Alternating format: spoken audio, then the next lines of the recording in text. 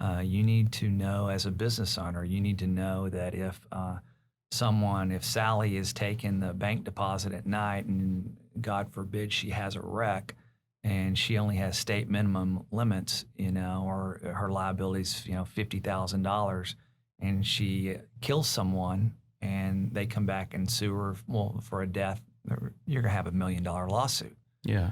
So you come back, she had $50,000 policy and they find out, well, she was working for this business, Say she was working for Old School. Yeah. And then they come back and sue Old School. Well, if you didn't have hired and non-owned on your policy, which means anything that you own as a hired and non-owned as a business, you're not going to be covered. So you're gonna write that check. Hired and non-owned, $100 endorsement for the year, and it covered you. Yeah. So the thing. Welcome to Winning Strategies Playbook, the podcast where we welcome business leaders, CEOs, and industry experts to discuss the rise to the top, building wealth, and real estate insights. Here's your host, Jeremy Spann. Good morning, Jon Lee. Good morning, Jeremy. Man, it is great to have you here. Thank you. It's great to be here. Man, I appreciate your time and coming here very early in the morning to do this podcast with me. And man, I always like to start off and telling people that I really always appreciate their time, because time is a commodity we can't buy more of, and we darn sure don't get a refund on it once spent, right? Nope, sure don't. And you being an entrepreneur, man, you know that more than anybody else, don't you? Sure do. Oh, yeah. So, man, I appreciate you coming. I mean, you and I have known each other now almost a decade, right? 8 years. 8 years. 9 years. Yeah. Where did we meet? TCU. TCU. Matter of fact, I wore my TCU polo today in honor of you. Thank you. Yeah. Because I didn't have a Marine Corps polo to wear, right? That's true. So you and I have known each other almost a decade, and we met at TCU doing our MBAs. And I remember when we first met, one of the things we instantly had in common was the Marine Corps. Marine Corps. So, man, tell me about that. How do you, what is the journey of Jon Lee's life from kid to Texas A&M to United States Marine Corps to entrepreneur? And man, what was that like for you? Probably craziness, madness.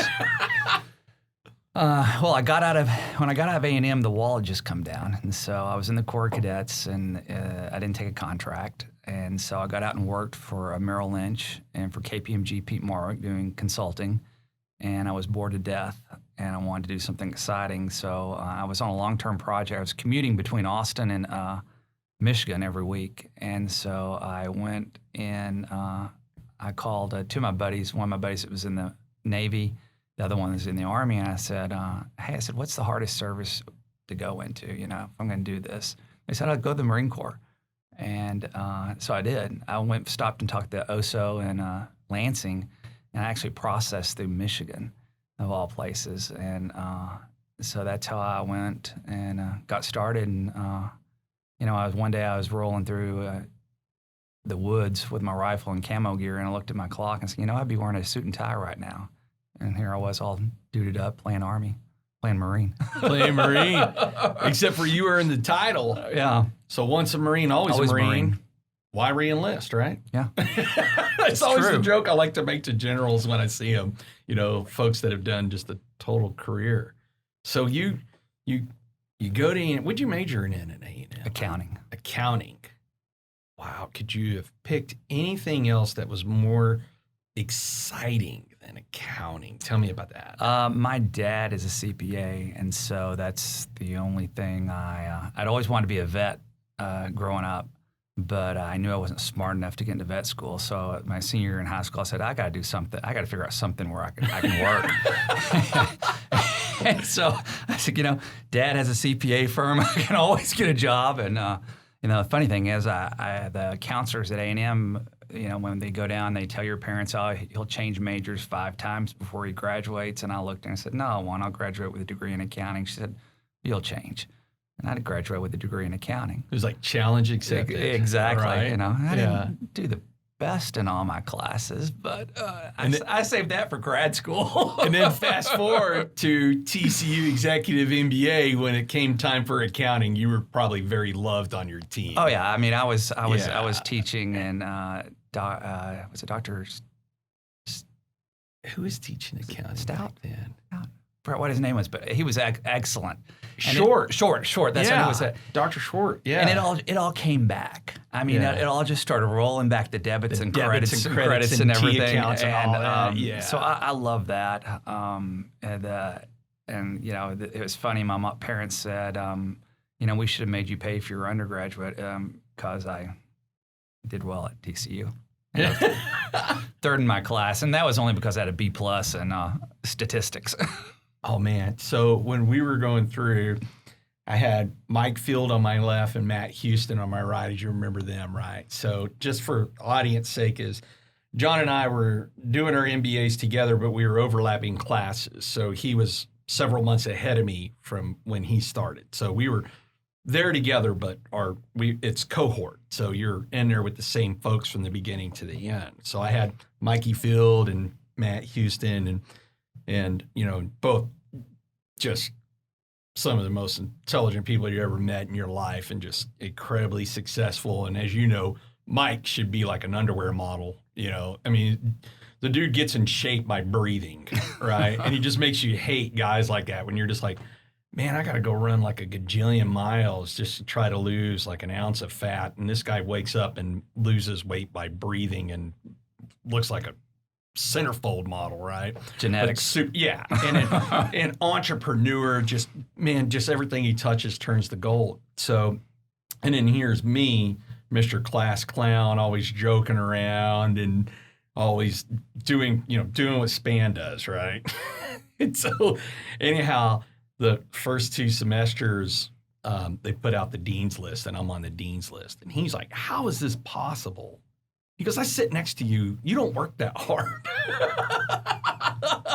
And it was just always kind of funny. And then I think one semester I didn't make the dean's list, but I printed up a fake dean's list thing just to put it in front of him. He's like, that's fake. And he would just get wound up. But man, talk about a program that just, I know for me personally, it elevated everything that I did and changed my entire world. I mean, what about you? I mean, what did the MBA program at TCU do for you? Well, number one, I love learning. I constantly read stuff, watch stuff, love learning. I think I get that from my parents. They're in their mid-80s, and they read every day. They still have a quest for learning new things and studying. And so I think it's hereditary. But the MBA was such a great program. It really helped me hone my skills to think strategically. And it told me I gotta do things that I don't have to work in every day. And so, like our friends that are doctors and lawyers and accountants that have to physically do something to get paid, that kind of what got me into the restaurant business. And I was owning something that I didn't have to physically work in all the time. And so it just changed the way my whole for developing businesses moved forward. Man, so let's go back a few steps here. And man, I'm new at this podcast thing, right? And I want to make sure everybody gets their love. And so there's 3 love I got to send out. First, Aaron Greger, who I'm going to put on my readers here so I enunciate this right. This is what happens when we get old and almost 50, right, Jon? That is correct. You can't hear, can't see. But Aaron Greger with Innovation Media Enterprises, she's the one helping us out with this podcast. And she has been absolutely awesome through all this. And that's the reason I wanted to go back to this, because the biggest thing my biggest takeaway from our MBA was they didn't really focus on teaching us to be subject matter experts at any one particular business skill.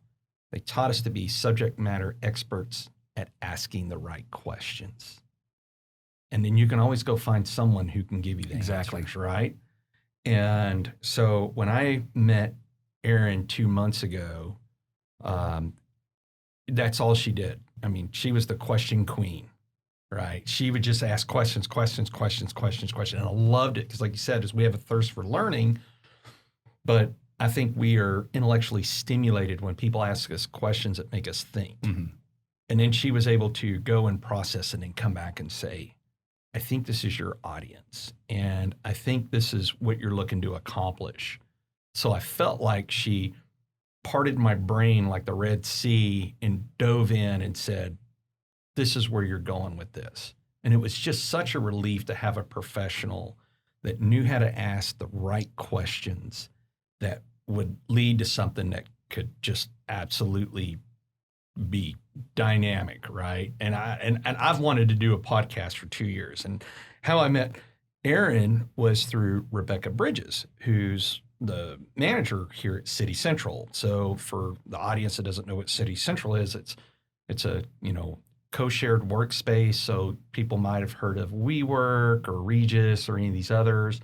And so I knew Rebecca from the Fort Worth Club. She worked at the Fort Worth Club, and I've been on the membership committee for several years. You are the unofficial mayor of the Fort Worth Club. I've heard this. That's the rumor. And I would run for official mayor of Fort Worth, but Laura would absolutely murder me if I ran for politics, right? She's like, I'm not living that lifestyle. Not going to happen. So Rebecca left the Fort Worth Club, came over here. And so she had reached out and said, man, I want you to come check this place out, see what I'm doing now. Cause she's an awesome human being. Like, for guys like you and I, that served in the Marine Corps, what people don't realize is like, man, thank you for your service. And we're like, hey, thanks for being worth it. But they don't realize a lot of times is we're serving in a role that when we show up, it's never because of good news, right? No. So we go see the worst the world has to offer to deal with that. So when we're back here being civilians again, when you meet people that are just great human beings, it's just, man, it warms your heart, right? And Rebecca's one of those great human beings. So she brings me over. She's giving me the tour here on the 4th floor at 600 West 6th Street in downtown Fort Worth. And we come into this room we're in now, this podcast studio. And I was like, tell me more about that. And then she connected me with Erin, and then here we are today at 6 in the morning doing a recording. So I've got love that's gone to Erin and Rebecca, and the third love goes out to my father-in-law, James Van Hook. So I'm going to call this the JVH joke of the day. So last night we were at dinner, and he said, you got to tell a joke. You always got to tell a joke. And he's old school, right? He's in his 70s, and he's an engineer. And he's just like, you got to tell a joke. So here's the joke. What do dentists call their x-rays?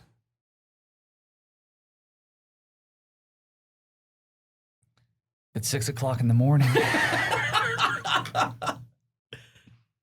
Toothpicks. Okay. See, this would be like an episode of Dad Jokes where they try to make each other laugh, but you don't laugh. So I failed in that. So, all right. So we've got the JVH joke of the day out, right? So let's go back to one other person you got to send your love out to, your wife. Oh, man. Laura. Every day. I mean, where would I be in this planet without her? Dead. Or in jail. That's what I was going to say.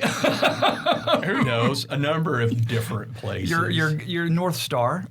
Do you know how many dudes absolutely hate me because I'm married to Laura? They're like, you outpunted your coverage. Like the math doesn't add up, right? Like the math doesn't add up. And I'm like, I know. And I'm grateful for that every day. I mean, to not only have a beautiful, fun, charismatic wife, which she wouldn't describe herself as charismatic because she's like you. They can totally out PT you. Oh man, dude, she's a marathon runner, just super awesome at everything. Business partner. And, and as you know, I mean, with our history is how many transitions I've been through in life, from Marine Corps to the police department to that one organization I'll leave not named that I left the PD for, to now in real estate and doing a podcast. She's just so supportive of everything. And then our great daughter, who's just awesome, just a good, fabulous human being. And everybody's like, man, she's a sophomore in college. What's she majoring in? I said, she's majoring in having a good time. That's what she's doing, right? And yeah, I mean, I couldn't be more grateful. And, and we're glad that we have friends like you that we get to share that with. You're like our movie buddy, right? Yep. I mean, we go do movies. That's what we did Sunday. Yep. And, and man, it was just nice to be back in a movie It was great theater. to be back after they were saying this morning, it's been 6 months now. Yeah. Since the whole coronavirus, the pandemic world. We're going to come back to that because I really want to talk about the world pre-COVID and the world post-COVID, right? But so this podcast is to focus on you, right? And I mean, I'm inspired by folks that have not just got on the regular train tracks and rode the train to wherever they were going, but instead made paths, right? So you go to A&M, you major in accounting, you don't do anything accounting related, you go get a job, and then you go in the Marine Corps. How many years you do in the Marine Corps? Right at 10. You did 10? Yeah. How did I not know this? Oh. And so, like, you're in my Fave 5, right? Yeah. And how did I not know this? I told you before. I'm a great listener. I'm a great listener. I listen to everything everybody's telling me, right? I'm so wound up in my own space that I totally forgot it. 10 years as a Marine Corps officer. What'd you do in the Marines? A communications officer. Communications, all right. So for the civilian world out there, what does that mean to them? Do anything with radios, telephones, communications, computers got brought into it, anything to make the commander be able to talk, all the vehicles. My Marines went out with each of the infantry battalions, each with the companies with the radio. They're the radio operator. So they can talk, so they can conduct the war. They're out there with them. So it was What years was that you were in? 96 through 2006. 2006. Yeah. Okay. Did you do any deployments while you were in? All the time. All the time. That's like the theme for a Marine, right? All the time, yeah. Yeah. I mean, I've been all over the world, been to Iraq, been to, did med floats, did Okinawa deployments, you name it. So what did the Marine Corps give you, or better yet, let me rephrase this. What did you earn in the Marine Corps? You earned everything in the Marines, right? I mean, nothing's given to us. You earned every step of the way. What did you earn in the Marine Corps that helped prepare you for the success you have today? It's just more determination. I mean, it's just hard things coming at you, starting at OCS, hard things coming at you, and you just determine not to give up, keep going, no matter what. Things get crazy, things start blowing up, guns start going off around you, and you stay calm. Yeah. And I've been in situations back here in the States now, and people are freaking out all around me, and they're like, how do you stay so calm? And I'm like, nobody's trying to kill me. Well, it's that, and that's, you just do. If you panic, you can't think. Yeah. Don't let fear take over. Yeah. Yeah. That's awesome. So then you get out of the Marine Corps in 2006, and what?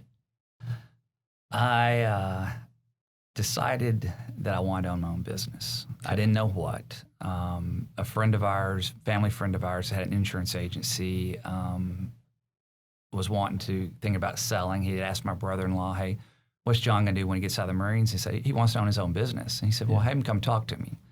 So I went and talked to him, and he wasn't quite ready to sell. His sons were both coaches, and he was hoping that they'd come back and take over. And they kept telling me, we grew up together, and his sons and I didn't. I said, buy it. We don't want it. We love coaching. That's where our passion is. So I came to work for him, and then I wound up buying the agency. And, he had grown it. The agency was almost 50 years old, very well known in Cleburne. And we've taken that and built upon it, and we've, grown, gosh, I don't know how many percent. What year did you buy it? 2012. 2012. And so then you've got 8 years in this thing now. Yeah, and we've quadrupled the size. And we've really sat down in the last couple of years and plotted out my vision and translated that on paper and done everything that I learned in the MBA that I needed to do. Yeah. I hired a business coach that helped me clarify, and we can talk about that in a little bit. Yeah, we'll talk about Tony. Really got things going, and I used the GI Bill to go to TCU, and they had the yellow ribbon matching, so it made that very affordable. Yeah, and so we've just been moving forward ever since. And then you decided insurance wasn't enough, that you would. Well, actually, I bought another company that lasted. My sister and I went and bought a company, and my older sister, who I love dearly, but we're a lot alike. Right. And so that lasted about, the agreement was I was going to run it, and she was, going to help with stuff, and then, just family. Yeah. And so I finally said, you're either buying me out or I'm buying you out. I love you to death, and I want to keep loving you. So she bought me out. And so, what business was that? What kind of business? It was a crown molding. Crown molding. Yeah, okay. Crown molding, and they made it and sold it and shipped it out, did online and stuff, and so that's when we had several clients that had Chicken Express restaurants, and so clients of the insurance. Of the insurance, yeah. We do a lot of restaurant. We do a lot of different restaurants. You do my restaurant. And you do yours. That's true. You do all my stuff. We do restaurants. We do independents like yours. We do franchises like Chicken Express. We do all types. We do Subways. We do Taco Bells. We do Dairy Queen. We do a lot of Dairy Queens. Dickey's Barbecue. Any type of franchise, any type of independent restaurant we do. We have a lot of markets that do restaurants. But the owners of the Chickenese, they never seem to be working. They were always on the golf course. And I said, I need some of these. So I go back. My TCU MBA says, own something where you don't have to work at it. These guys are playing golf all the time, and I don't have time for golf, and it's too slow.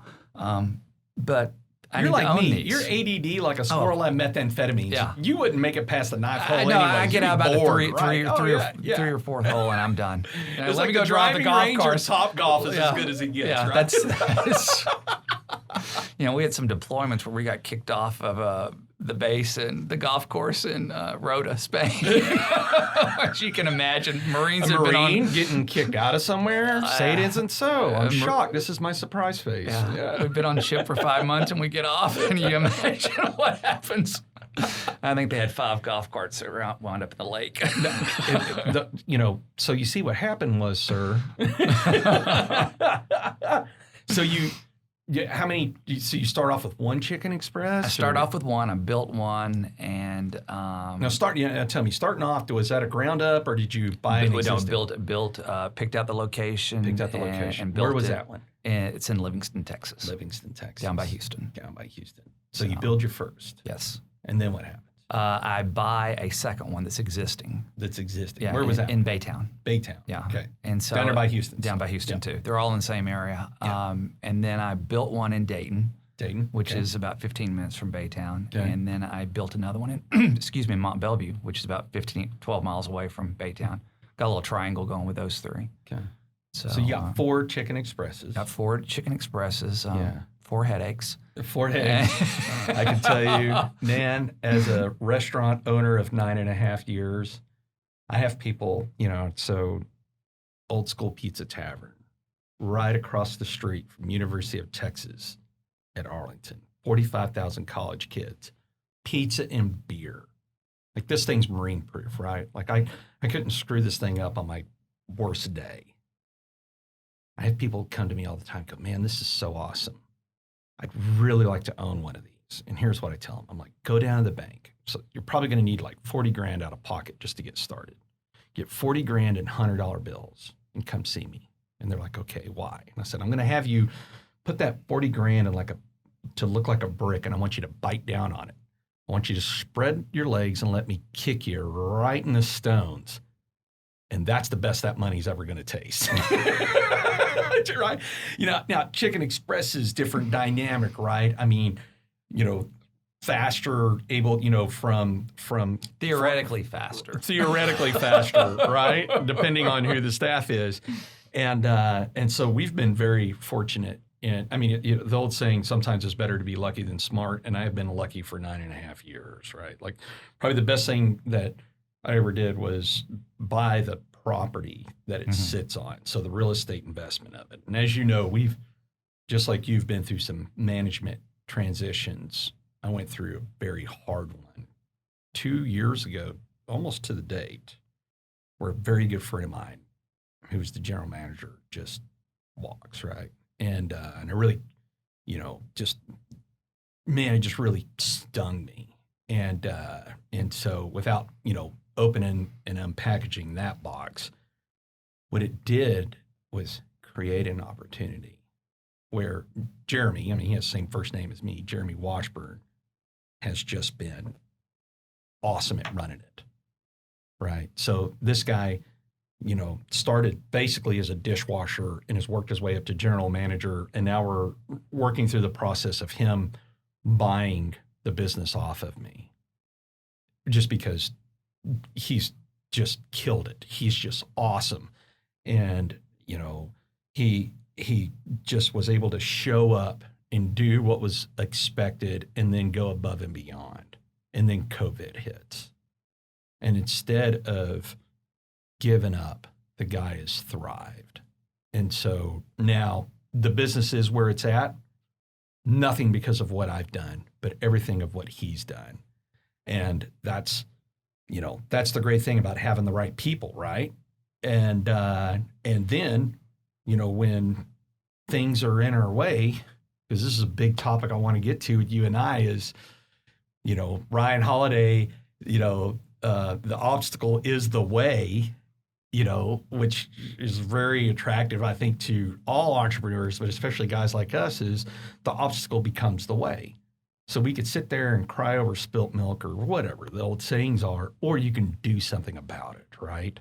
And obstacle is the way. Tell me, you and I believe I gave you a coin that I bought off of Ryan. I brought a couple of coins to give out to some people that I knew really bought into obstacle is the way. Tell me about obstacle is the way. I love it. Yeah. I've listened to it twice now. And I listened to it right before COVID hit. Yeah. And then I listened to it 2 weeks ago. Yeah. Just to refresh. And it's an awesome book. And I've shared it with a couple other people. And I mean, that's you sent it to me on Audible. Yeah. I'd never even heard of Audible. You need to listen to this. And so I downloaded it. And just absolutely incredible. Adversity, I'll take COVID. Yeah. This is a great opportunity. This is an absolutely great opportunity for us. People start laying off. People start, panicking about jobs. Let's go out and grab talent. This is time for us to grab talent, and that's what we've done. We've gone out at the insurance agency and the restaurants, and I've used it for an opportunity to grab people that I probably wouldn't have been able to grab before. And the right hires will take us to the next level. Tell me more about that. You got to hire people that you don't think you would have got before. Break that down for me. We grabbed people that were going. We're a small organization. I have 100 employees restaurant-wise, and I have 10 at the insurance agency. And the caliber of people that we wound up getting could very well have gotten larger salaries, probably at a bit larger companies. And they were more comfortable, wanted to come to a place where it had an owner that was involved and wasn't being ran from afar because of the owner's involvement. I've had several people tell me, the fact that you're here in the stores, restaurant people that have worked 20 years in the restaurant business and seen the owner once or twice a year. Mm-hmm. My restaurants see me, if not every week, every other week. And they're 250 miles away. So I do a lot of traveling. You do a lot of traveling. Sometimes by car and sometimes by plane. By plane, when the plane is not in the shop. Yeah, when the plane's not in the shop. As it is right now. So you fly? I fly. You're the pilot? I'm the pilot. Mm-hmm. So you didn't fly in the Marine Corps? No, did not. Got my license before I went in the Marine Corps, and had no money, so quit flying while I was in the Marine Corps. And then when Katrina hit, I couldn't get down to my stores, and a good friend of mine has a plane, and so we went to. He's like, we actually flew supplies into Houston. They had an organization of pilots were flying supplies into the smaller airports to get stuff in, and when we finished up, he took me down to my stores, and so we got into my stores, and I left one of them 6:45 at night. Walked back in my house at 8:30, and I called him back up and said, "I got to start flying again. I need a plane." Yeah. Because had I driven, I wouldn't have gotten home till midnight, and so it's been a game changer. I can go, instead of leaving at 4 o'clock in the morning and spending 30 minutes at each store and getting back at 11 o'clock at night, I can go to the gym, my normal gym routine in the morning, go to the office for 30, 45 minutes, 9 o'clock, get in the plane, fly to the stores. Go to each one of them and come back by 4 or 5 o'clock in the evening, and I did something that's fun. It's amazing to get up there in the clouds, above the clouds, and just see the whole world. It gives you time to reflect, relax, and move quicker from point A to point B. And more importantly, creating time. Creating time. So for successful people, the one common theme is we all feel like we're competing with the watch, right? We're competing with the hour hand, the minute hand, sometimes the second hand, sometimes the millisecond hand. And it just seems like we can never have enough time, right? So for you to create a couple of extra hours in the day, how important is that for you? It's important, very important. I mean, this morning I got up at 3 o'clock, was at the office by 3:45. Yeah. So I could get here at 6. Yeah. Because you were going to go to the gym, but Big Spann said, "No, you're going to come be on my podcast." Yeah, so I'll go to the gym later. Suck it up, Buttercup. You're coming. We're going to come put you live, right? Yep. So, what time do you normally get up in the morning? I get up about 4:15. Yeah. At the gym by 5. So let's talk about that. Let's talk about getting up, right? So, for example, we've been really successful in real estate, right? I mean, and the funny thing is, a lot of people don't know is I've only had my license for coming up on 4 years. Yeah. So 4 years, October 1st, I think it is. And now we're the highest producer. Laura and I are the highest producers for Sotheby's International Realty here, Fort Worth.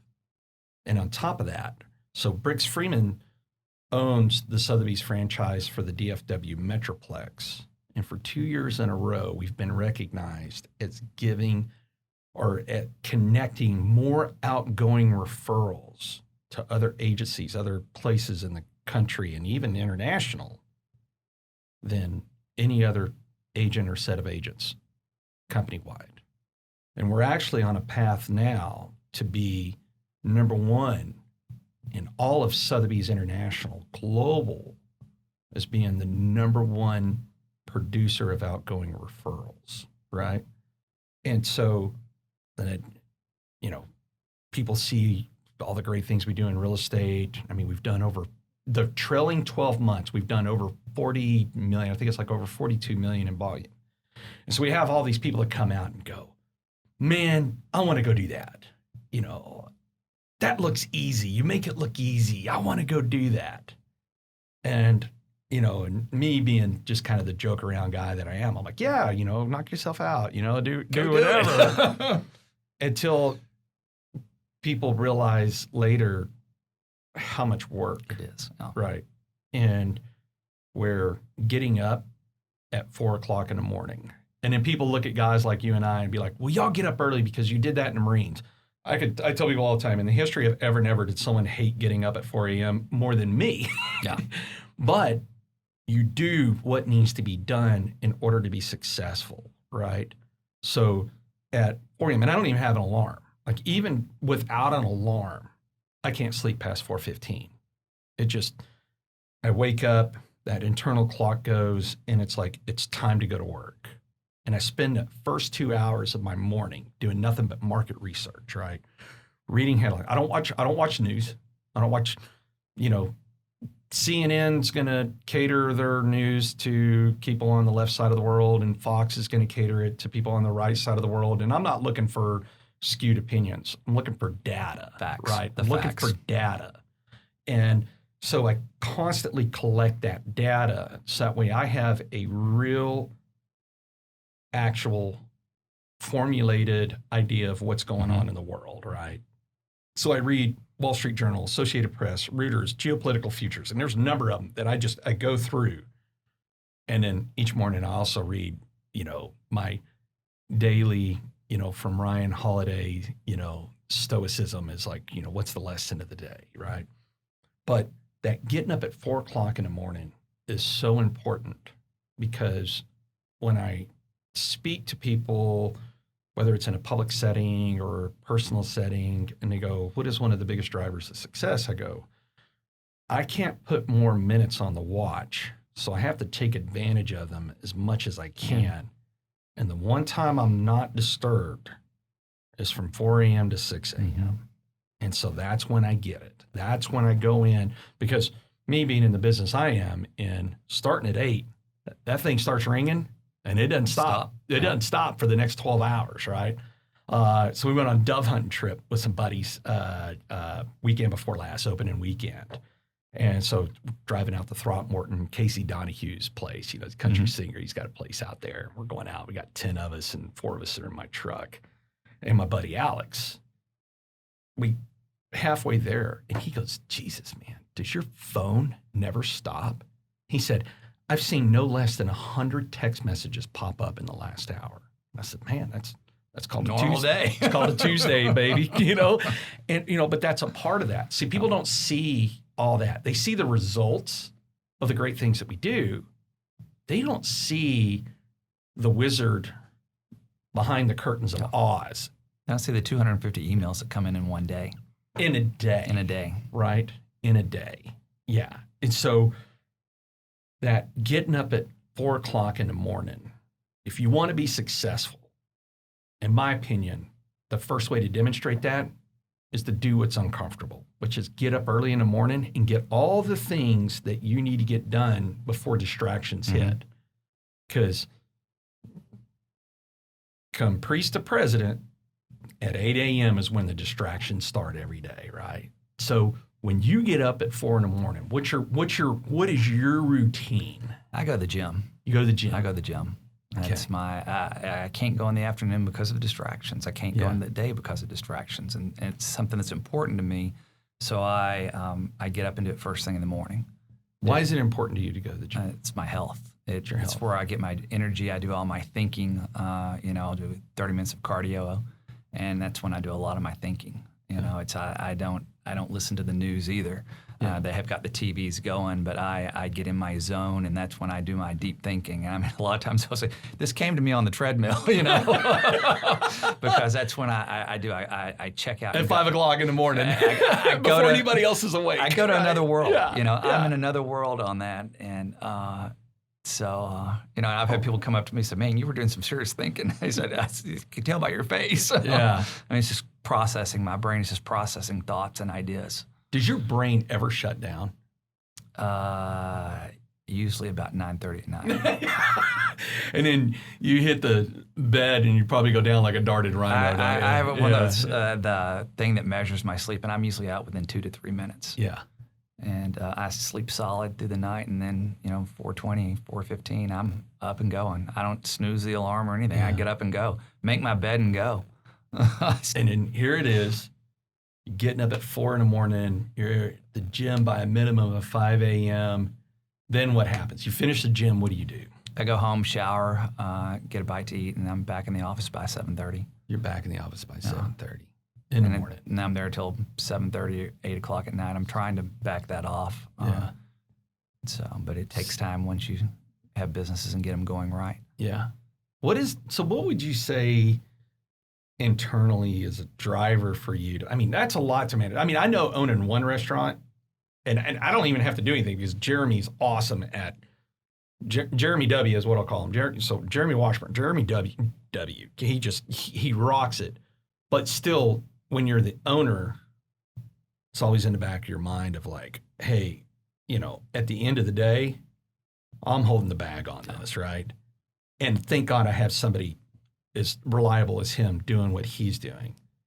I can't imagine having 4 of these things and an insurance company that cumulatively between the two, you've got 110 employees, yes.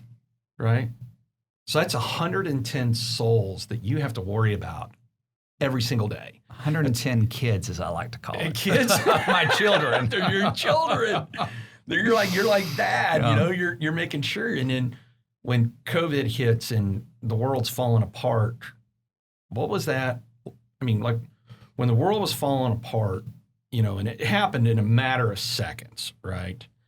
And you have 110 employees, 110 kids, people that you care about. What goes through your mind in that moment when March 2020 hits? Well, a couple of things was taking care of my team members to make sure they're safe, their families are okay. I came out with, people love or hate masks, whatever. I'm not going to go there. But as a restaurant owner, before the lockdown even came, I put masks on everybody. I said, I don't want the close interaction. I don't want team members spreading it to team members. I don't want us spreading it to our guests. And so I'm not a doctor. I'm an accounting major. I'm a Marine. I'm not a scientist. Yeah. So, my first thing was put gloves on everybody and mask up. And that will see if that will not help. And it did. And our sales actually went up. We were the first ones in all the cities that I were in to have masks on. And I think the people realized that. And we had a lot of people commenting, thank you for having a mask on, being around our food. It's a way to say, hey, we're looking out for the safety of your food. And in the insurance office, we got the partition things off the lobby, and we don't let people come back in the offices anymore. We just meet with them out in the lobby. That way to help narrow the spread of going through the office or something like that, and we mask everyone up. And we've been very fortunate in the restaurants. We've had I think 3 cases of COVID and that was not until July and August. When people were getting, very relaxed about stuff, and it was, it's the younger people. They're going to these parties and stuff like that, and not being prudent. Yeah. So, so out of 110 employees, we've had 3 cases, less than 3%. Yeah, that's pretty. And that was 4 and 5 months into the crisis. That's pretty good. We'll have more cases of flu than that. Normally, when normally restaurants, when someone gets sick, it goes to the whole restaurant, and this hasn't been the case this year. The number of people we've had out sick for flu and colds is down, and I can't help but think it's probably because of the extra precautions that we're taking. People are washing their hands. People are washing their hands more, right? and I think this winter, I think it'll be interesting to see how the flu cases hopefully will be down because everyone's washing their hands more. So when I went on this dove hunting trip, one of the guys is an oral surgeon. That man, this is not meant to be a political topic or anything else, but I noticed when we stopped at a store, he wasn't wearing a mask. And so I was curious, right? Yeah. I'm not, and you know me, I'm probably the least judgmental person on the planet. I'm more curious by things than anything else. And I asked him, I said, you're a doctor, why aren't you wearing a mask? And he goes, look, as long as you keep a distance, safe distance for people, and you wash your hands, that's what's going to reduce the risk. And of course, I'm sitting there thinking, man, this is a guy who's a doctor. So, I mean, he's the scientist behind knowing more than I would ever know about it. And it was really funny because one of the things that we incorporated a couple of years ago at the restaurant was gloves, because I couldn't get people to be cognizant about washing their hands. Now, they were washing their hands, don't get me wrong. There was no bad things going on, people not washing their hands, but I wanted people to like always be washing their hand. Like, man, as soon as you walk by a sink, wash your hands, wash your hands, wash your hands, wash your hands. And it was just difficult. So I compensated and just bought gloves, right? And gloves are expensive. Oh, yeah. Ours just doubled. Yeah. And then now, gloves are becoming a shortage. And, you know, PPE gear, right? And, but the trade-off that COVID had, right? The obstacle is the way, is my employees are washing their hands constantly. So while everybody sees COVID as a bad thing, I can't help but think that there's a lot of people in this world, like yourself and myself, that said, wait a minute, the obstacle is the way. This is the obstacle. What good comes out of this, right? So let's talk about that for a second. I want to be sensitive of your time here. Okay, so we're doing okay. We got plenty of time here. So I call the current world we're living in the post-pandemic protesting, rioting, election year trifecta. Like, I mean, you throw it all in one bucket, man. And I mean, and people are ended up in one of two camps: trying to survive or thriving. You're thriving. So tell me about a pre-pandemic world and a post-pandemic world, and what are the differences for you as an owner of several businesses? Like I already talked about the hiring. You know, I use it as an opportunity to grab better and more talent. Yeah. Use it as a example of you know, we're going forward. There is chaos in the rest of the world, and so we keep plowing through. We don't slow down. We don't put pause. We don't hit the brake. We go hit the accelerator and go right through.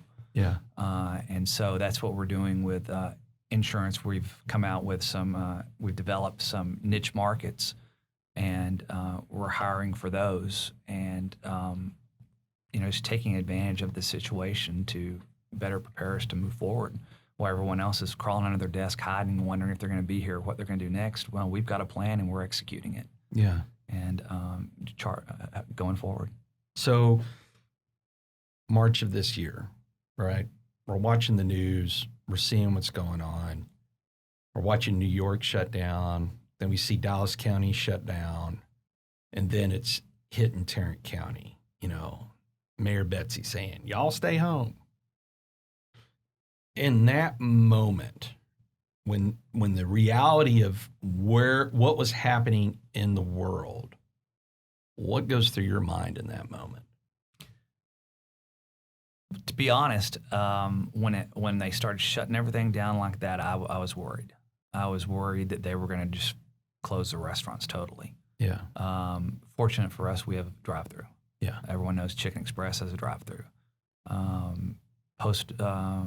Post-pandemic, we were doing 65-70% of our business through the drive-through. Afterwards, you know, we're doing 100%, and our sales are up. The first 2 weeks of the pandemic, the lockdown, the sales went down, and we knew it was going to happen. People were scared. People didn't know what was going on. And then afterwards, we said 2 weeks into it, people are going to get 2-3 weeks. They're going to get tired of being at home. They're going to start coming out and going through the drive-through. And sure enough, that's what they did. And our sales have just kept going up. And so, you know, it's just, you got to keep going forward.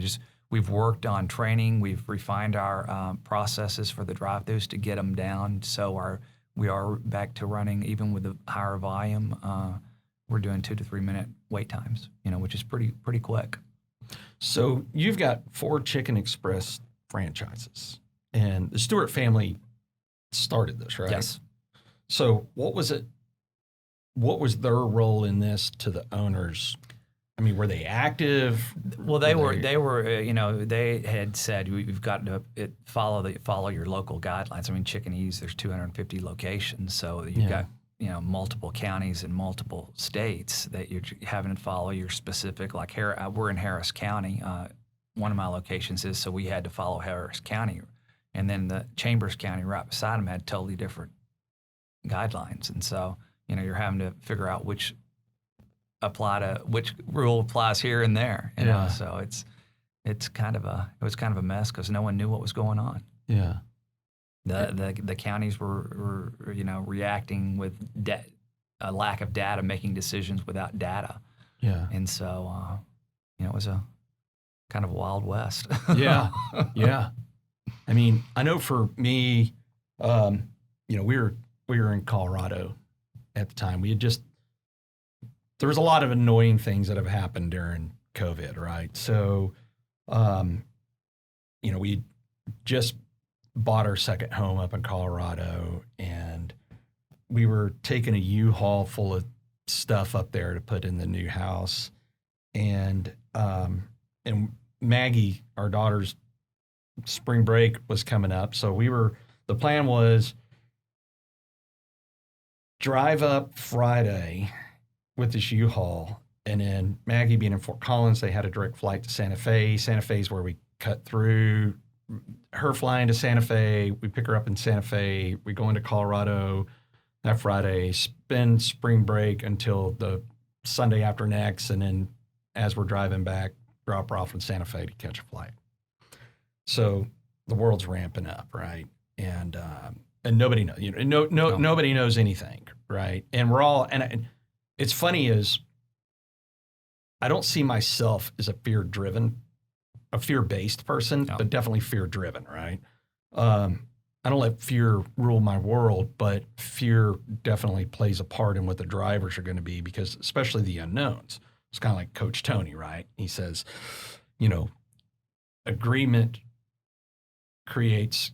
clarity creates agreement builds trust. And then unanswered questions create confusion creates fear doesn't get anything done.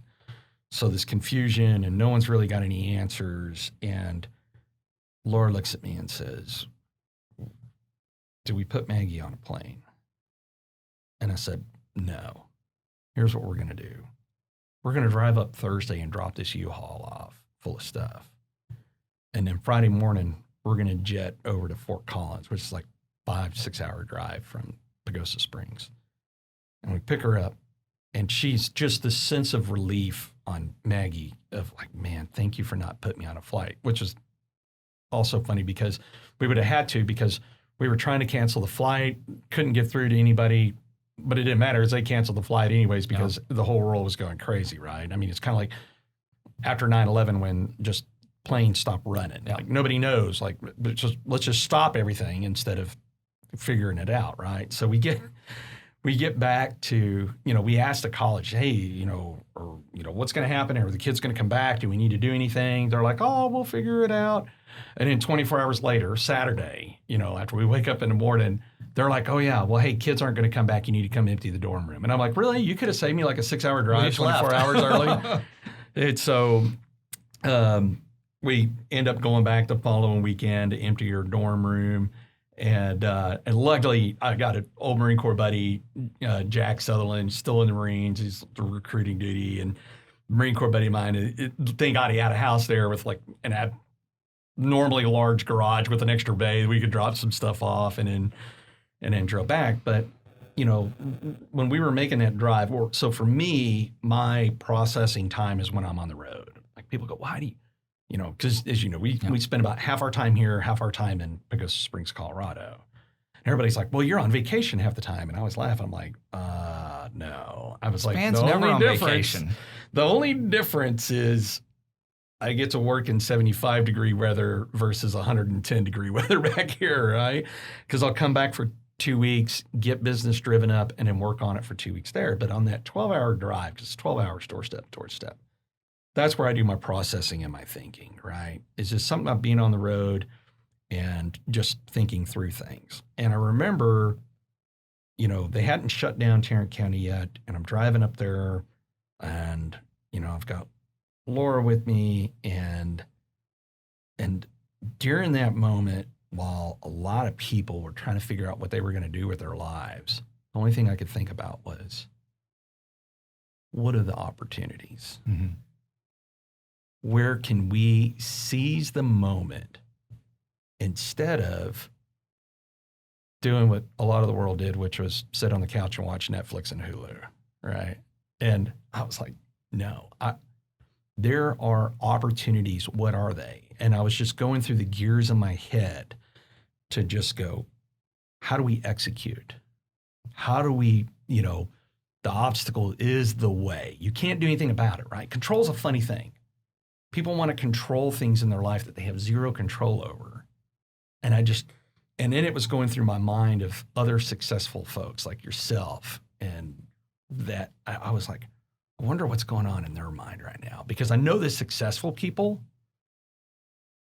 weren't scared of this. We're concerned for a lot of things. But at the same time, we were like excited.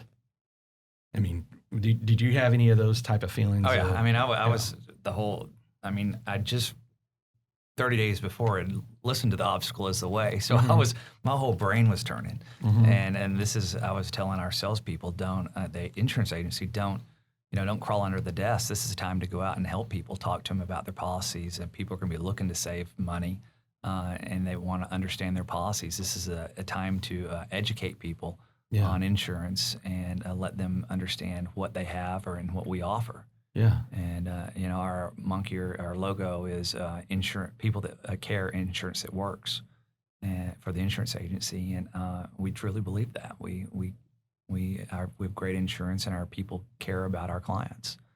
And so tell me more about that. Is the insurance industry, there's a lot of competition in that space, right? A lot of competition. You're being flooded with literally billions of dollars from Geico, Progressive, and all these other big companies on.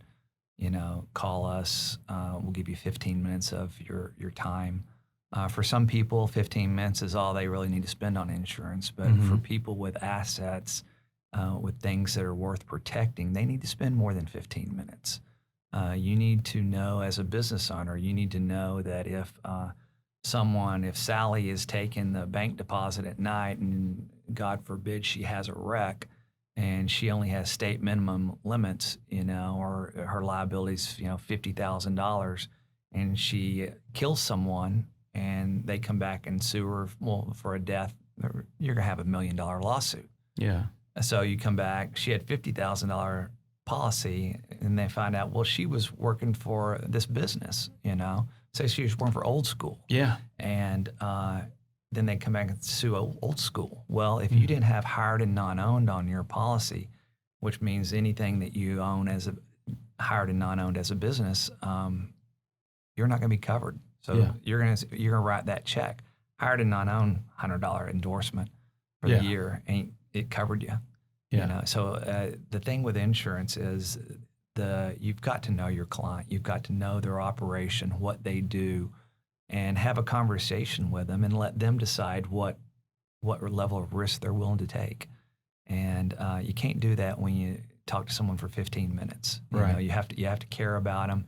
We don't have a phone tree that answers. It does if we're closed. Right. But someone's going to pick up that phone, and you're going to know the person that you're dealing with. It's not a random call-in person. It's like y'all. People know who they're dealing with whenever they call in. Yeah. They're not going to get a random sent to someone else, and the next time you call in, sent to someone else, and you have to tell your whole story again. We're involved with our clients. We care about them, and we want them to succeed, and we want to be part of their success. So would you say that's your key differentiator, or what if not, what is your key differentiator? I mean, our customer service differentiates us. Yeah. We represent Travelers, Hartford, State Auto, Progressive, Nationwide, Liberty Mutual. We represent all the big companies. But our service from our office is what gives us the advantage over everybody else. Yeah. No, definitely. I think back to a number, you know exactly where I'm going with this is, so the previous general manager of Old School goes on vacation, has the bills in his visor, forgets to put them in the mail. And here it is, the insurance company we had at the time, right? And this is when that big snowstorm hit the Metroplex. I mean, like nobody was driving on the roads because it was like 6 inches of ice everywhere, right? In fact, the only cars you saw were in the ditches, right? Yeah. I mean, it was just, you remember that, right? So the outdoor patio, the ice had collapsed it. And so I told GM, I said, call the insurance and see what our deductible is. Maybe we can get this fixed. And that particular insurance company said, oh, well, y'all missed your last payment, so we canceled your insurance, which basically they probably wouldn't have had we not called in a claim, right?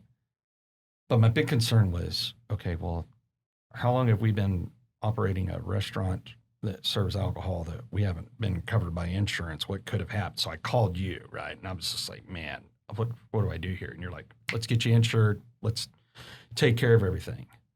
And then I think it was a year later, he forgets to make the payment again. Just whatever's going on with whatever's going on. And then, but you made sure that the payment got made. And you're like, hey, Baba, you got to pay your bills. Yeah. And I was like, and of course I was very annoyed with the situation and the current leadership at the time, and just going, look, we do this, right? This is what we do. But knowing that you were watching after us was just this. It's more than a transaction, it's a relationship. Yeah. Because I know that your intent is to have insurance. Yeah. So we're going to call you and say, hey, problems happen in the mail. Someone didn't do a payment. Oh, man. Things happen. And then like here recently, in the last 6 weeks, no car wrecks, nothing. Everything's good to go. And my poor wife, we're driving out to Colorado. This was in July. It was July. We're driving out. We're in my truck. And we get up pretty early. We generally get up at like 3 a.m. And so I'll drive for a while. And then when we hit Amarillo, we'll stop, get something to eat. And then I'll jump in the back and take a nap for a while while Laura drives. And then I'll jump back up and go, right? Because she'll sleep for the first couple hours while we're on the road.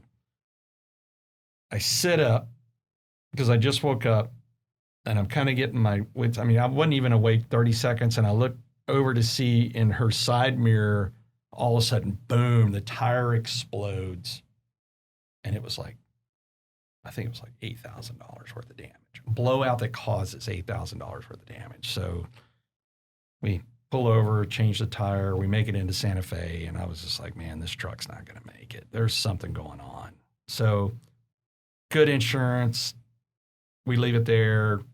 We get a rental, go to Colorado for a couple of weeks, come back. And actually it worked out. COVID had slowed so many things down that normally what would have taken them 5 days to fix took them like 3 weeks, which was no big deal. And so we come back through Santa Fe, pick up the vehicle. Then we're back here for a couple of weeks, and then we go back. And a lot of times, Laura only comes back every other time. Getting her out of Colorado is like trying to extract a tooth from somebody. And so I come back a week early because it was going on that dove hunting trip with the guys.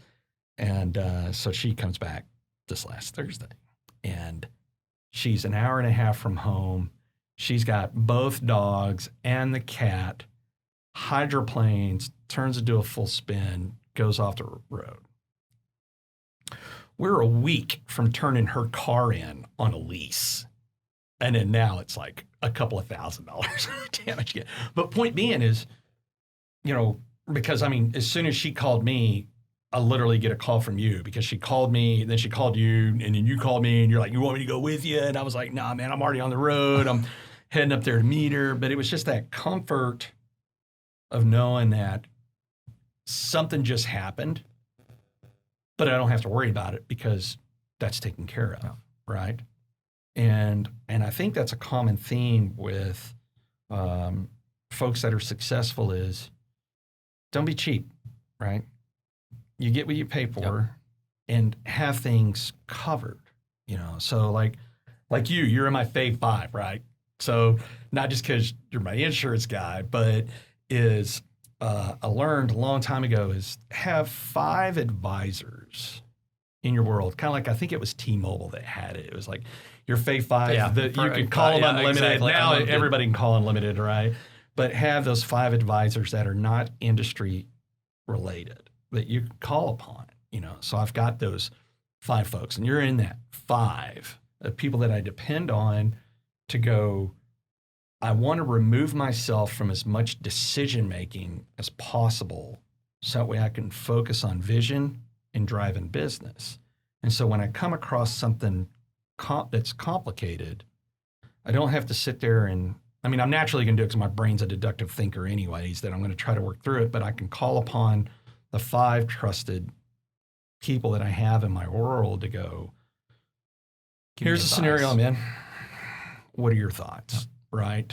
And then getting that, you know, perspective.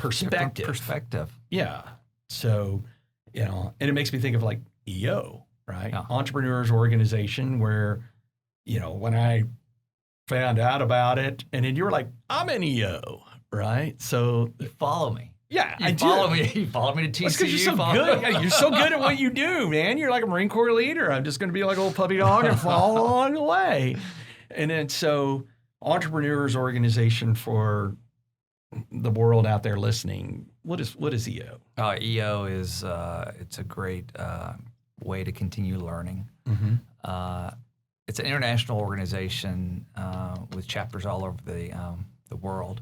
The Fort Worth chapter has about, 100 members? Yeah, I think so. We have monthly speakers come in and talk about things, but the hallmark is the forum. Yeah. We have 7 people in my forum. We meet once a month for 5 hours, 4 hours, and it's like having your own board of directors. Yeah. It's also like having attorney-client privilege. What goes on in your forum stays in forum. It's like Fight Club. First rule of Fight Club, don't talk about Fight Club. Exactly. Second rule of Fight Club, don't talk about Fight Club. And you can talk about anything in there. Yeah. And it's a sounding board. It's a great sounding board. We all have, as business owners, we all have the exact same problems. They're just manifested, and we might call it something different, but it all comes down to the same basic problems. Yeah. And everything's done in Gestalt, which is I don't give you advice. I give experience. I experience share and tell you something that I might have that related to that, and that allows you to form your own opinion or your own decision without me telling you what to do. That creation of clarity through hearing other experiences. And then along the way, I found this great executive coach. You did. I did follow you there. So, so it was your turn to follow the leader, right? Man, so I got to tell you, and actually, Tony's going to do it beyond the podcast too. We're going to do a recording for our weekly meeting instead of week meeting. Is I always joke around. I'm like, you know, I pay a guy $30,000 a year to tell me everything my wife will tell me for free, but you listen when you spend $30,000 a year. And so having an executive coach for me was it was exactly what I needed. Because if there's anything we can both agree on, Tony is not going to tell you what you want to hear. No. He's going to tell you the stuff that you really don't want to hear, and it really pisses you off sometimes, right? Like, I don't want to talk about this. And so it was really funny is Laura wasn't you know, I mean, Laura's in charge of the budget, right? I mean, she's a lawyer by education. She's a detail-oriented person, and there's a budget. And when she found out what we were going to spend on executive coach, she's like, we don't need to spend this. She was really annoyed with it. And then now, almost 2 years later, any major decisions, you know, that, aside from using the Fave 5, advisors of people I have in my world that I trust, is she's like, run that by Tony. Run that by Tony. See what Tony thinks. I mean, so it's just really kind of funny how full circle it came. But so then I've got Tony, and I was like, he said, hey, I've got an opening if you know anybody that needs a coach. And I was like, I got the guy for you. And then boom, you get Tony. Tell me about that, having a coach. I'd had a coach before, and so you have to find one that really is that gets you. Yeah. And you get them. And so when you told me about Tony, it was perfect as a match. His comes from an Army background. His dad was a command sergeant major, sergeant major for 30-something years. And so he gets military. He speaks our language. And so it's just been great, giving me a lot of clarity because I bounce from place to place. Yeah. And sometimes I don't think about communicating. Yeah. I just expect people to read my mind, I guess. But he's helped me communicate my intentions and to give clarity. And we're working on that for the restaurants and for the insurance agency. And it's really given us the foundation. For 2020, we've been planning and everything it's helped me bring in all my leaders and help me be a better communicator with them so they can go and do my intent. And 2021 is going to be an incredible year for both organizations. I'm looking forward to it. So I got to ask you, because I know what the answer is for me. What is the hardest question Tony's asked you that you were like, oh, I don't know that I want to answer this, or I don't know the answer to it, or what would you say was the hardest question he's asked you? I couldn't say specifically. He asked a lot of hard questions. Yeah. And there was one, I forgot exactly what it was that he asked me, and he said, that hit a nerve, didn't it? And I said, yeah, it did. Yeah. And I told him, I said, more, this is the reason and I answered one way, and he was kind of shocked, and I'm like, but there was a backstory to that. And I told him offline what that was. And he said, oh, that's why you know. Yeah. But he pulls me out of my comfort zone. Yeah. And that's the biggest thing, is that he'll pull me out of the comfort zone and ask me hard questions. Get me thinking a different way. Not always. It's just I respect his opinion. His wisdom is incredible, and his insight. And he's been there. He's a very successful entrepreneur.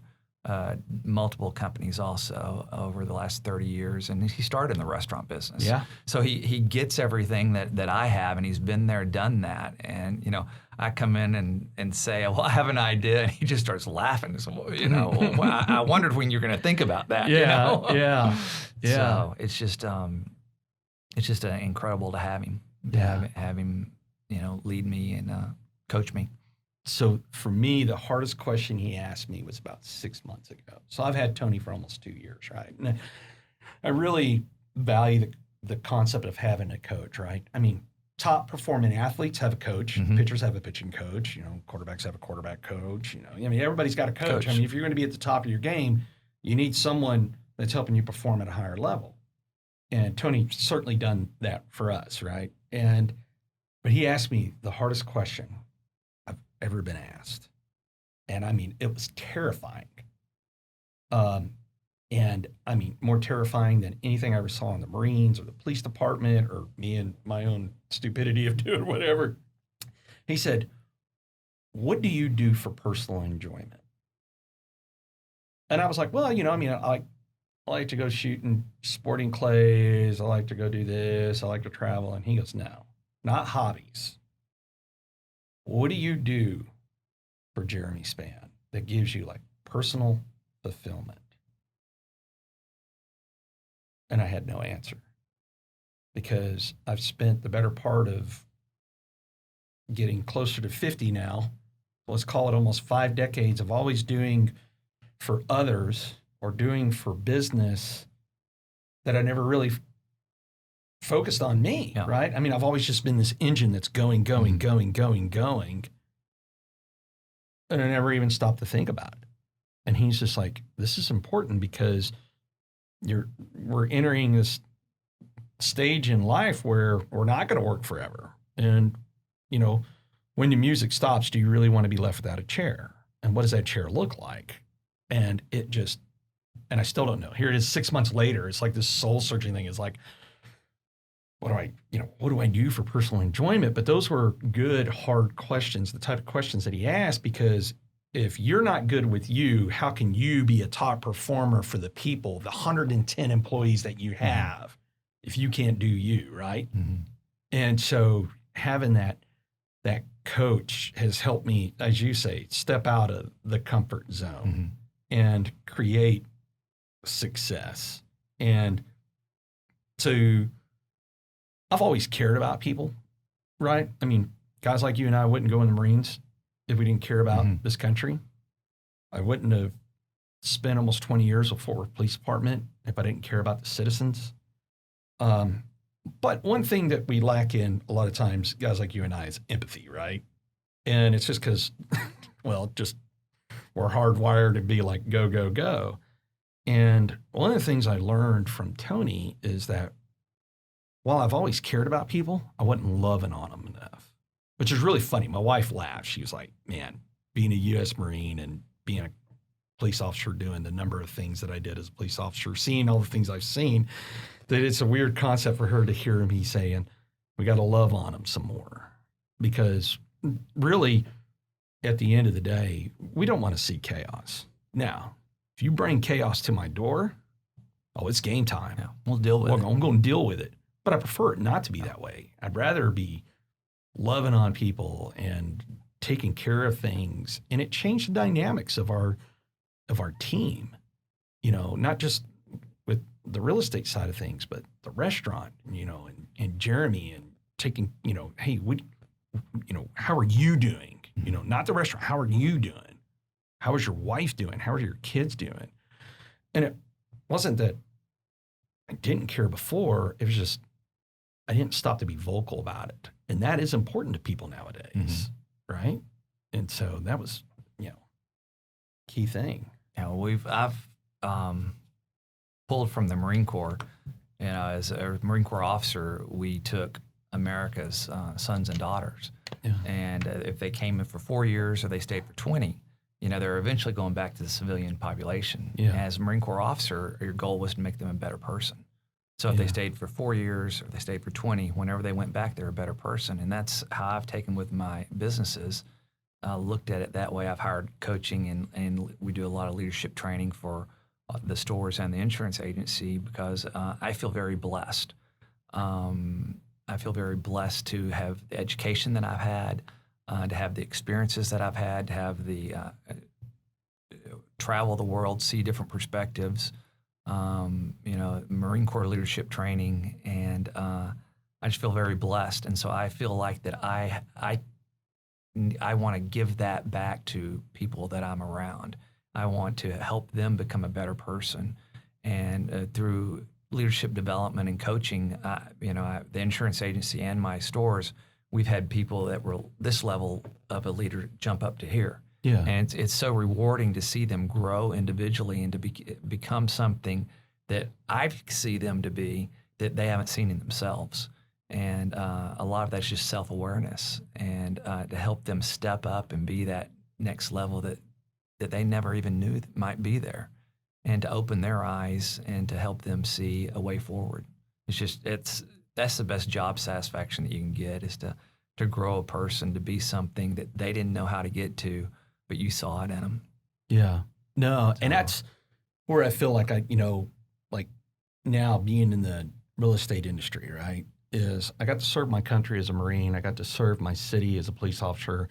And now I get to serve my clients in making sure that they get the best that they can get when buying or selling real estate.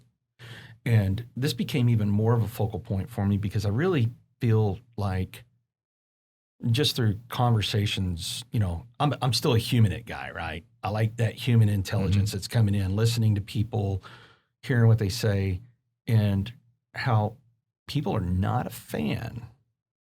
How many people are not fans of people in the real estate industry because agents have failed them for decades?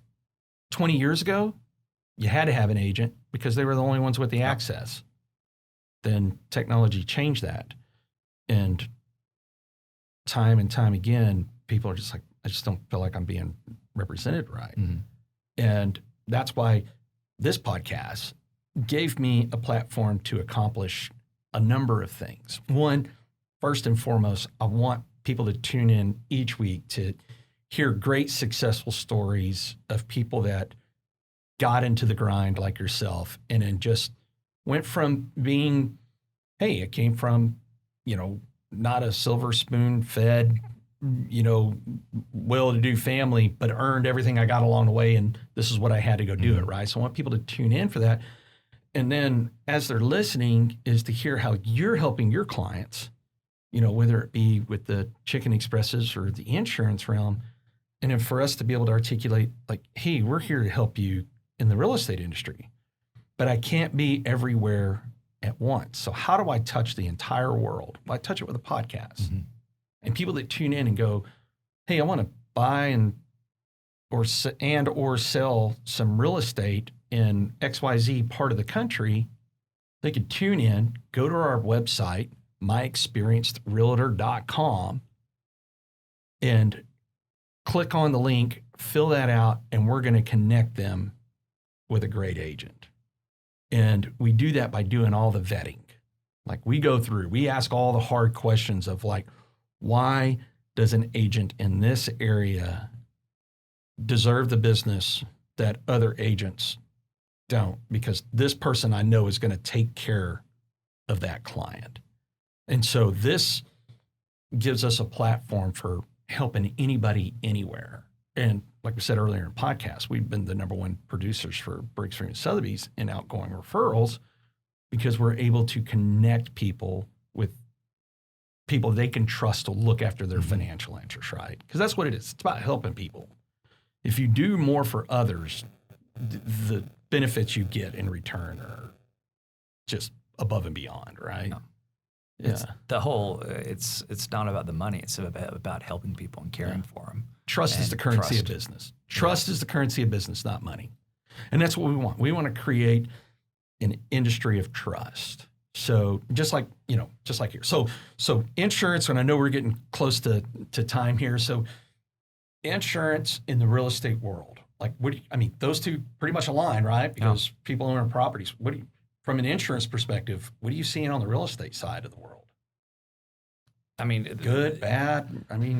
Well, the pandemic, you're going to have a different for commercial property, for as big office buildings and stuff like that. You're going to see more things go to like where we are today, shared space. Yeah. A lot more people working from home. People have discovered that they can work from home and be productive.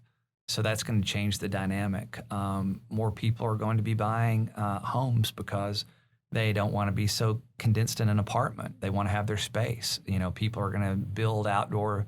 They're going to spend more time in their yards, and they're like they used to. The houses had big porches on them, and people got on them and lived on the front porches. The houses these days don't have big front porches. No. But they're smaller, and nobody wants to answer the door, right? Yeah. But you're going to start seeing that. I think you'll see more the real estate market in Texas, especially because people are coming here because people want to get away from the big cities. I think you're going to find the smaller towns, more country, people moving away from the big cities where all the commotion's going on, basically. Yeah. And that worries people. Yeah. So it's, you're going to see people moving out in the farther areas. Yeah. So let's turn back. One last question, and then let's turn back the hands of time. You get to go back and talk to 22-year-old self.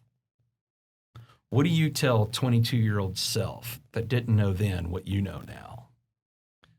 I know there's probably a plethora of things, but what's probably your biggest takeaway from your success, that if you could go back and say, hey, grab him by the ears and say, listen to this one thing. Could that be a stock pick? Let's keep it to success, right? Stock picks would be great, right? Like Back to the Future, whenever he goes and he gets the magazine, it shows all the winning plays. Yeah. But if you could go back and talk to 22-year-old self, what do you tell 22-year-old self? What's one thing you would tell 22-year-old self? Hey, don't lose focus of this, or pay attention to this, or know this, whatever that thing would be. Manage your time. Manage your time. Okay. If you manage it, the better you manage your time, the more you can get done. Yeah. And as you said, you don't get more time. Yeah. You don't get more time. You just have to manage it. Yeah. That's make your own space. Time, the clock, man. We're always racing against this thing. Yeah, that's key. Well, man, so people listening to this, they need some insurance.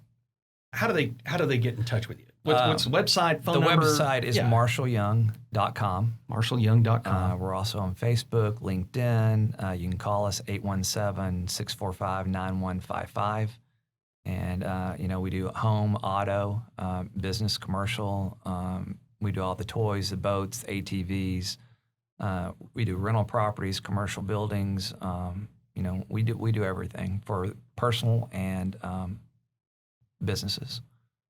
So that's great. And what we're going to do too is we're going to, not only are these podcasts going to go out on, podcasts and on our YouTube channel, Winning Strategies Playbook. I mean, that's what we're calling it, right? Because we love strategy, we love winning, and we want to give the playbook for other people. Like I tell my nephew, it's like, I want to give you, when we say experience, really what that means is how much stuff we screwed up to get to where we're at. Is I'm like, I want to give you all my experience so you can go make new mistakes. So you can go above and beyond, wherever I had succeeded at. So winning, myexperiencerealtor.com is, the website where we're going to have these podcasts, and we'll have that information for people to click on and come to you. I can tell the audience out there, I mean, I absolutely trusted you with handling everything from the restaurant business to home, to our second home, to autos, to my daughter's auto, which she hits everything under the sun. I mean, that car, thank goodness it's built like a tank, because it literally looks like a crushed tin can with as much stuff as she had. Matter of fact, just as kind of an ending segue is, I went out to look at her car one day. She had hit something else, and I says, here's what I want you to do. I was like, you see that pole across the street? She said, yeah. I said, I want you to throw it in reverse, and I want you to hit this back left bumper on it. She goes, why? And I was like, because it's the only damn thing that hadn't been hit on this. Let's just make it a full circle, right? Let's just have everything damaged on it. But no, you've always taken care of us. You've always given us that, that comfort of that security that we don't have to worry about. And I appreciate you taking the time. Like I said, time's that commodity you can't buy more of. You can't get a refund on it once spent. And man, I really appreciate your time and coming on. Thank you for what you've done for our country, being a United States Marine, and man, just thank you for everything. You're welcome. Thank you for having me. Yeah, absolutely. So we'll post on the website for marshallyounginsurance.com, right? marshallyoung.com. marshallyoung.com. And give us that phone number one more time. 817-645-9155. 9155. Give Jon a call. We probably talk to someone in his office, but if you want to talk to him that bad, I'm sure he'll call you. But it is, man. Someone answers the phone there. It's someone not a voice answers tree. the phone, not a voice tree. Man, thanks again for coming on. And thank you. Man, looking forward to our next movie we go see. I don't know what's going to roll out next, but man, it was sure fun to go see a movie. It was. Again. It was great to get back. Yeah. I couldn't miss the previews. Yeah. I told Laura, I was like, we're not missing the previews. You noticed I walked in right when Bond was going. You stopped and you were just, it was like a bug going towards the light, right? So thanks again, brother. Thank you. Appreciate you coming on.